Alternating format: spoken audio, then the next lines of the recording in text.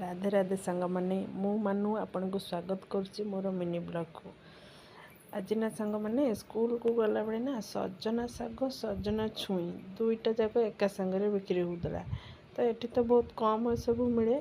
तो पुओ बहुत दिन आनी कहीला मम्मी तू युवा बनई दे सी जानी एक्चुअली से कौन कहते तो कहीला मुझे हो ठीक अच्छे बनईदा। तो मुझे आसवा जा छाड़ी आला बेलू स्कूल ना शाग सरी जाए तो आनी हुए तो आज ठीक कली नहीं आज बनईबी। तो आइला बेलू सजना शाग सजना छुई धरिकी आसली।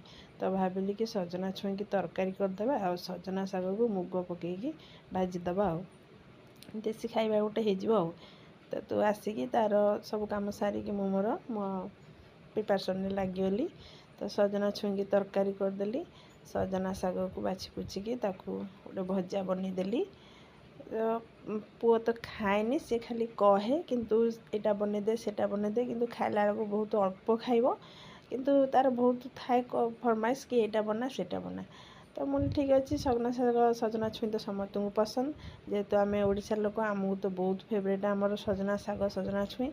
तो बनईदेली तरकारी है आड़े वर्षा जे काचुची साड़े आड़े रोसे कला टाइम साड़े वर्षा आरंभ होगा। रोसे आज बहुत हड़बड़े करा पड़ा रोसे करके छाड़ी पुणी जाए कपड़ा पत्र तोलिक आनी रखा पड़ा।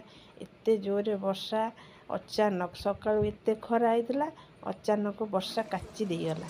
तो पुणी सब कम तो कपड़ा पत्र आनी रखी और मझी रोसे छाड़ी जावाक पड़ू थाए। एकुटिया लोक कौन करवा सब किसी मैनेज करा पड़ुचे। तो ये मोर रोसे प्रस्तुत होगा पुओ को देदेली खाया पुओ खाई कला टेस्ट। तो रही सांग मैंने मो चैनल टी को सब्सक्राइब लाइक करदे।